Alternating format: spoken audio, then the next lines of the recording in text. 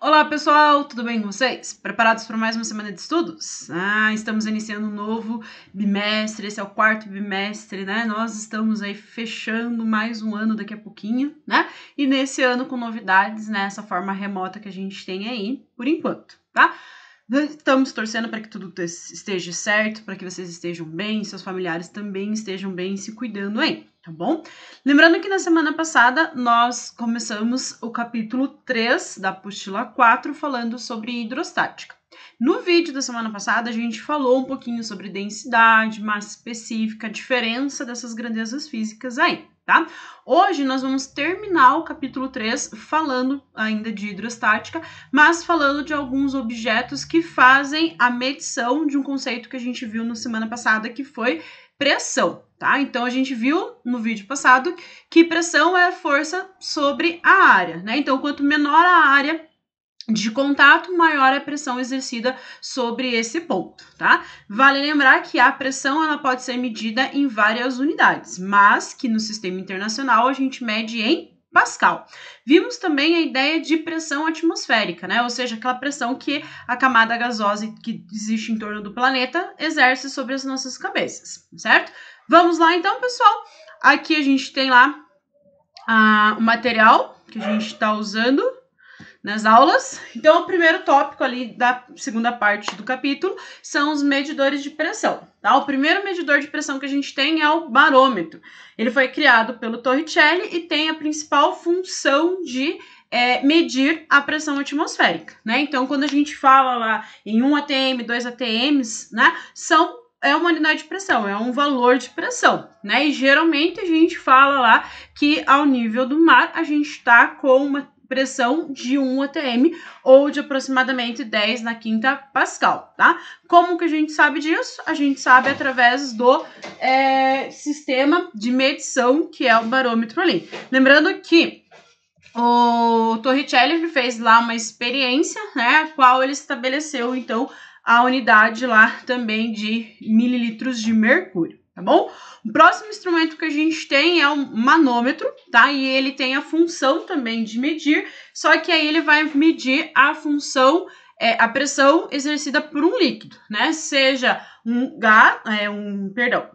pressão exercida por um fluido, seja um líquido, seja um gás, tá? E aí a gente tem a representação de um mamômetro que é utilizado lá para aferir a pressão no interior de um pneu de um automóvel, tá? Então, geralmente quando teu pai vai falar, preciso calibrar o pneu do carro, justamente ele vai lá exercer, né, encher mais de gás lá o pneu, né? E aí você tem um reloginho que estabelece a pressão que tá nesse pneu. Geralmente nesses instrumentos, né? Às vezes eles podem ser analógicos, como vocês estão vendo aí na imagem, ou pode ser um digital, né? Que usa lá a unidade de PIS também, que é uma unidade de pressão utilizada muito principalmente lá nesses tipos de aparelhos, tá?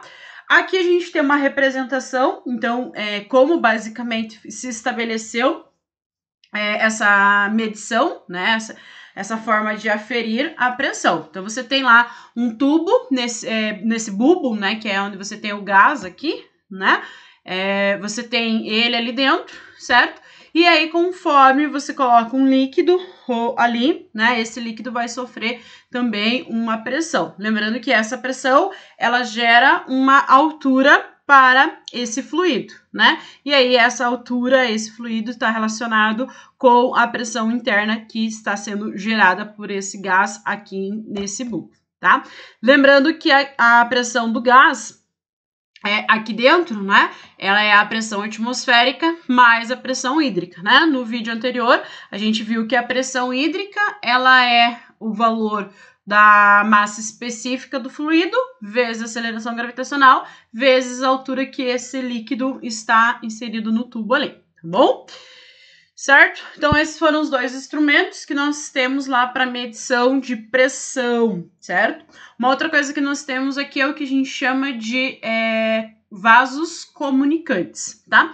O que a gente percebe num vaso comunicante é que se a gente preencher um vaso, o que é o primeiro? O que é o vaso comunicante, né? Uma estrutura como essa que vocês estão vendo, né? São vários tubos e eles têm lá uma interligação entre eles. O que a gente percebe nessa figura é que os tubos, eles têm formatos diferentes, né? Então, aqui você tem um tubo, né, cilíndrico e aqui um tubo cônico, né? A diferença é que aqui a parte menor está embaixo, a parte maior está em cima. Aqui a gente inverte, né? A parte maior embaixo e a parte menor em cima. Porém, quando a gente coloca, então, né, um fluido dentro desse vaso comunicante, um líquido, por exemplo, e esse líquido é o mesmo líquido que vai estar no tubo 1, no tubo 2, no tubo 3, a gente percebe que, independentemente da área desses tubos, o volume desses tubos, a pressão exercida sobre 2 pontos nesse vaso comunicante é igual. Como que a gente estabelece que é igual? Justamente porque a altura que esse líquido vai ficar dentro desses vasos comunicantes é a mesma, ok? Mesmo que os tubos tenham ali uma diferença de volume, tá bom? Aqui a gente tem a ideia de 2 vasos comunicantes, ou seja, um tubo no formato de U, tá? A ideia aqui é que a gente preenche agora não um líquido, mas com 2 líquidos, né? E esses 2 líquidos são chamados, né? Eles são diferentes e immiscíveis, ou seja, eles não se misturam, tá? Então vamos imaginar que de um lado você tem água e do outro lado você tem óleo, ou tem água do lado e o óleo do outro lado.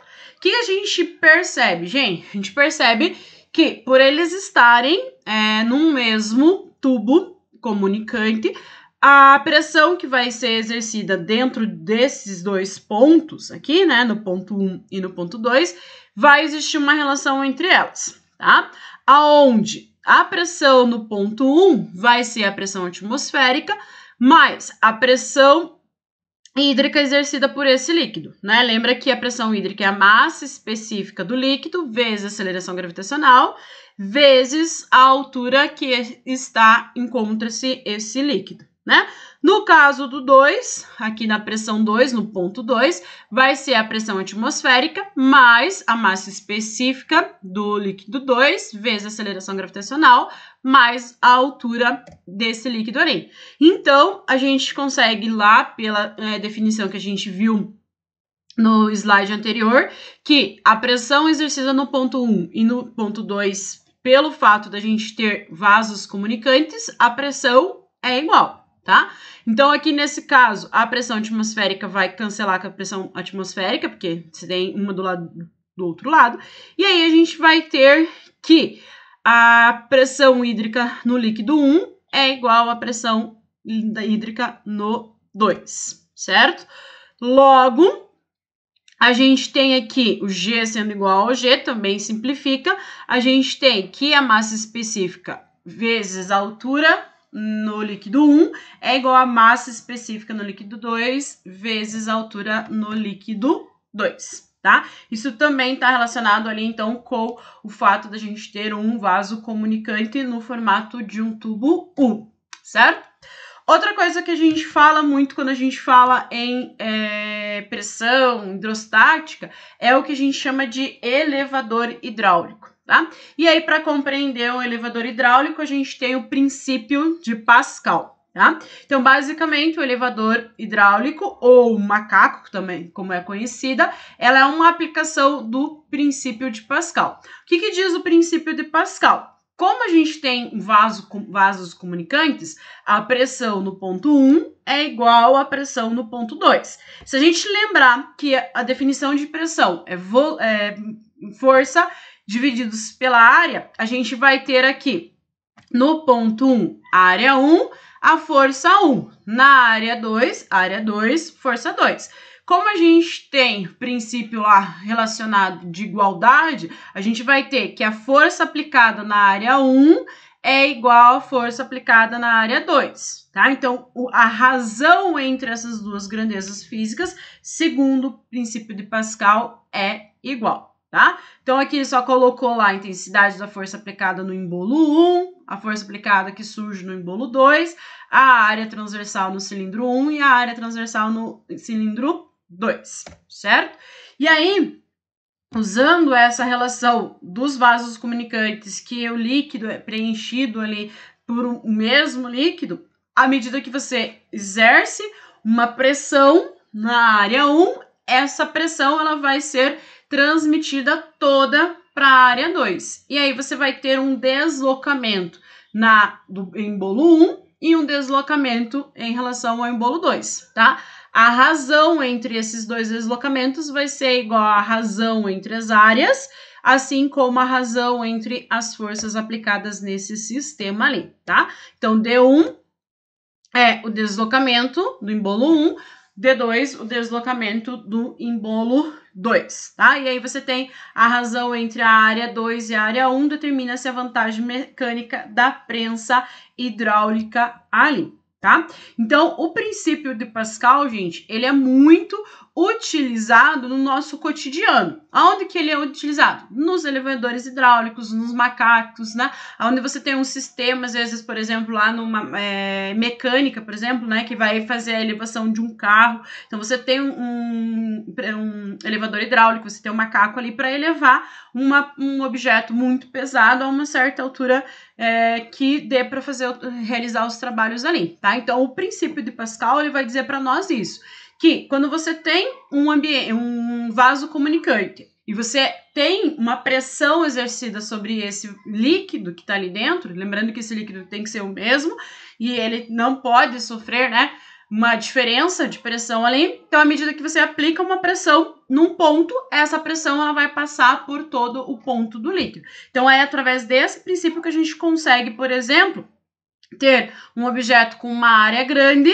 sendo aplicada uma força pequena, né? Enquanto que você tem lá essa relação dos dois ali, tá? Então, o princípio do Pascal, ele mostra isso pra gente, né? Essa relação de trabalho, força que a gente consegue desenvolver nos elementos hidráulicos, tá? Então, o que a gente tem que guardar das informações desses vídeos? Primeiro, a diferenciação, né, entre massa específica e densidade, ter em consciência, né, ter a definição do que é pressão e os princípios que a gente tem, tanto o teorema de Stephen como o teorema, o princípio de Pascal lá, tá? Que fazem parte aí do que a gente chama de hidrostática 1, que é quando você não tem ainda esse fluido em movimento, tá? Que é o que a gente vai ver lá no próximo capítulo, no capítulo 4 da apostila 4, certo, gente?